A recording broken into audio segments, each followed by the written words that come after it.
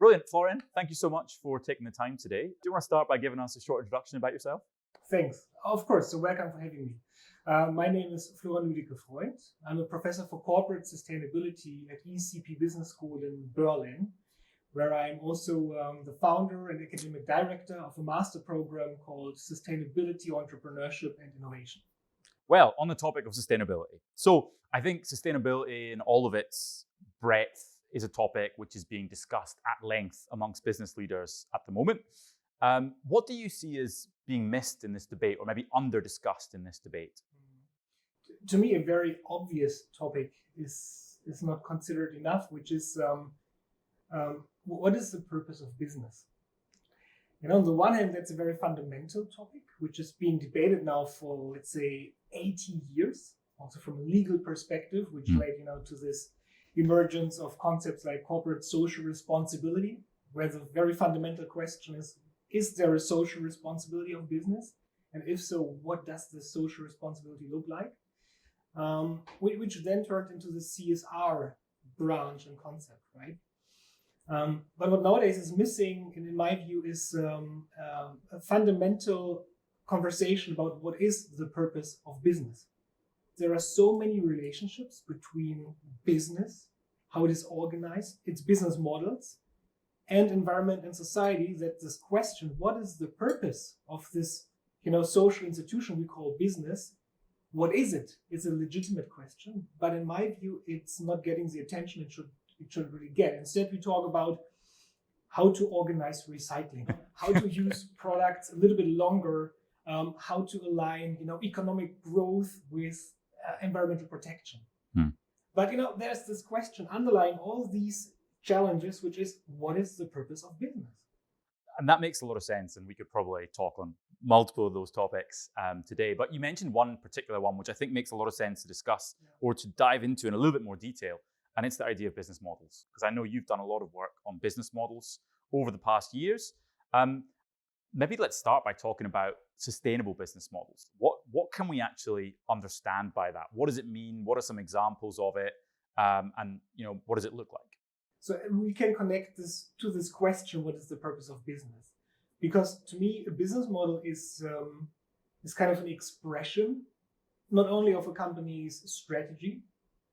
For example, if you are a company in a sector where you're producing products which you have to sell in large volume, then your strategy is in some way or another to beat competition by producing at lower cost or by making products more attractive to consumers. And then it's about producing, scaling, growing. And this has a fundamental influence on the setup of your business model. It has an influence on how you source your inputs, how you design products, how you price the products, how you communicate your offers to consumers. And to me, a business model is not only an expression of such strategic considerations, but also of the purpose. If the purpose of a business is, for example, to be very inclusive, for example, to those people who typically cannot afford a certain product, then if the purpose is to make it available to these people, then this has an influence on how you set up your business model. For example, in terms of your pricing model, you might think about some crowdfunding elements to make things available. You might think about cross-subsidization. You might think of different pricing models, which all have an influence on the setup of your business model. Do you think it's a realistic way of looking at things for like large corporates? A lot of them would turn around and say, we've got a duty to our shareholders to create the largest returns that we can. Inclusion is great and we'd love to do it, but it's not the key focus of our business. And if it were, then a lot of our shareholders would leave us and we wouldn't be able to do anything. I think companies have always experimented with alternative business models, let's say at their periphery. Maybe not so much in the core business, but at the periphery of the core business. So Novartis, they are making money, for example, from developing and selling, medical products, medicine in a way. Novartis has always had a model in which they supported those people in developing countries, for example, who need insulin, for example, but cannot pay the European or North American prices. So they found a way, to kind of cross-subsidize, the insulin for those markets, to bring it to those people who need it, but who can only pay less. And then that's more, you could say, that's pure CSR, or maybe that's something that Novartis wants to talk about, to look more social, to look more responsible. But in a way, you can say this is kind of a business model experiment. It's periphery. Mm-hmm. And another example is Volkswagen.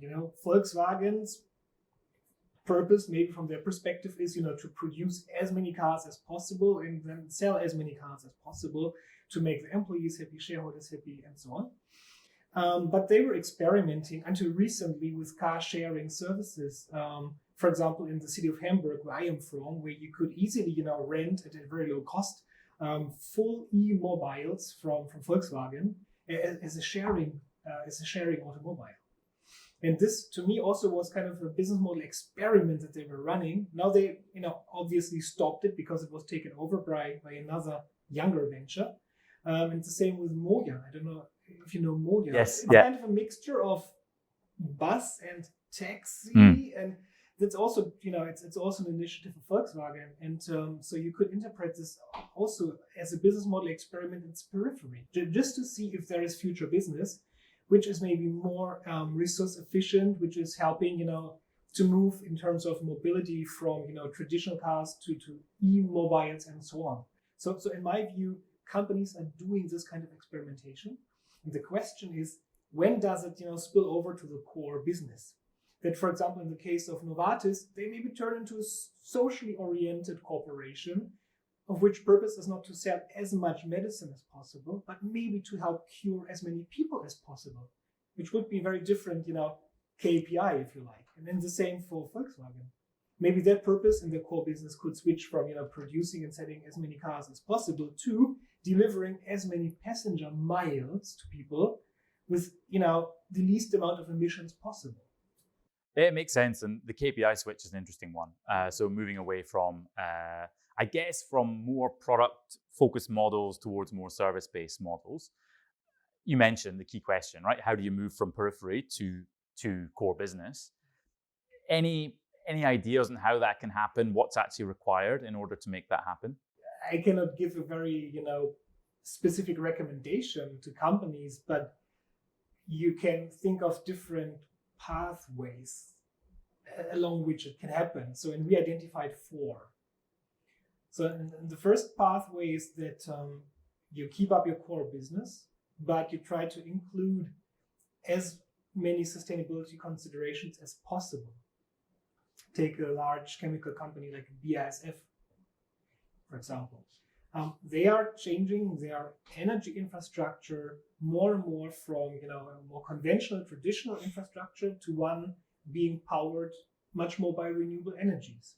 A second pathway would be, to develop a future core business next to the original one, with the intention of, phasing out the original core business. Let's assume Volkswagen would have found this magic formula from becoming from being a car producer to becoming a mobility service provider.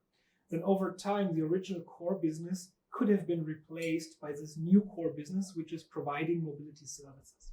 Then we have a third path, which is about, using the original core business as the starting point, as the platform, and then extending it. For example, by adding sustainability services. So we can again, look at BASF. One of their core businesses is to provide chemicals for agriculture. And they are adding services now to this business model to help their customers, farmers, for example, to use these chemicals much more efficiently, to improve their yields.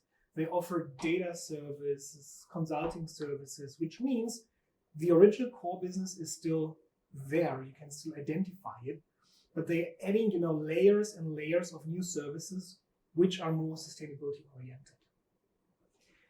And to conclude or to finish, the fourth pathway is where we are back to this purpose question.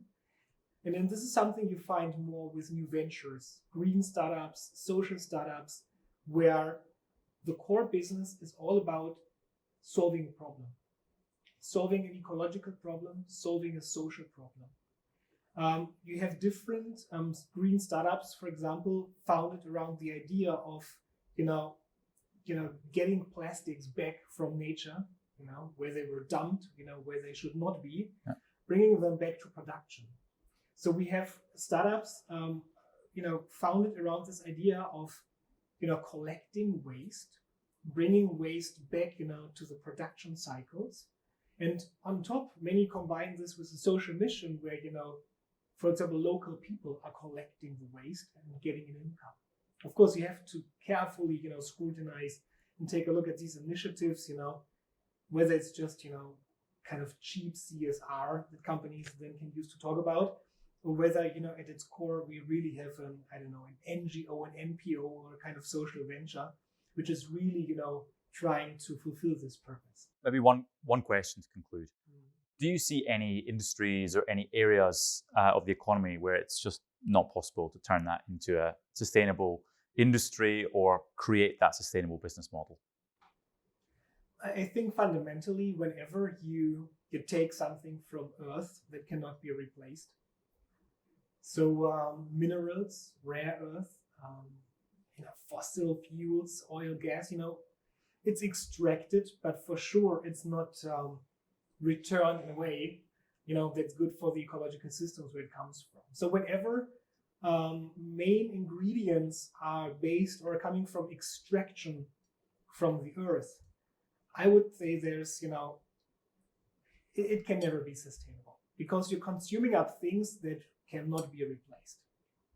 And the same for social resources. We can even exploit people. We know these issues in global supply chains. So whenever, working conditions are not meeting, minimum standards, and not taking care of, children who should go to school and not, dig for rare earth somewhere. So then again, if this is part of the business model, I see no way in how to transform this into a sustainable business model if we don't leave, these modes of production behind. One of the business patterns that you talk about is this idea of closing the loop. And we hear that phrase chucked around a lot, closing the loop. What exactly does it mean to you? Yeah, so first of all, of course, it includes different ways of recycling and taking back. But closing the loop is about much more than just recycling and taking back. Yeah. So in our research, we identified several business models which support closing the loop. Some of them start, already by, thinking about the product design. So let's look at SodaStream. We have the bubble maker as the basic device, and we have the gas cylinders. And you need both to be able to make sparkling water at home or at the office. It all boils down to making the gas cylinder available to people. And the gas cylinder is designed in a way that's very solid and robust, and it can be used I don't know how many times. But it's definitely made for circulating from consumer to consumer to consumer, to be used, brought back, refurbished, refilled, and then given back to consumers. And so here it is all about, the design of the cylinder. It must be made for being used multiple times. That's the first thing. Then another element in this business model to close the loop is, of course, a convenient availability. We all know that, to be successful in a consumption market, you must be available to consumers in a very easy way, right? Yeah, I mean, it's a nice example. What are other products and services where you see these kinds of models actually being applicable? That's what's being debated nowadays a lot. Mobility. We just learned that this year, the largest amount of cars is registered in Germany, which tells us we are still on a growth path when it comes to, the number of cars being sold in private ownership, but also fleet ownership by companies. While at the same time, we have growing urban densities, but for some reason, we don't make use of the fact that more and more people are, living in urban areas where we could set up alternative mobility infrastructures. But for various reasons, this doesn't sufficiently happen, so that still, people are driven to buy their own car. This makes a lot of sense. We particularly see a lot in the B2B business that this mindset change is actually possible because the guys who are buying in services, professional procurement departments, they have a different way of thinking. They've got this total cost of ownership mindset. They're quite happy not to buy assets and not to own assets because it's a liability as well. But we don't see it as much on the consumer side. There's less consumer, let's say, acceptance of sharing models compared to what we see in B2B. Do you see that as well? Any ways to get around that? Nudging people into obviously better behaviors.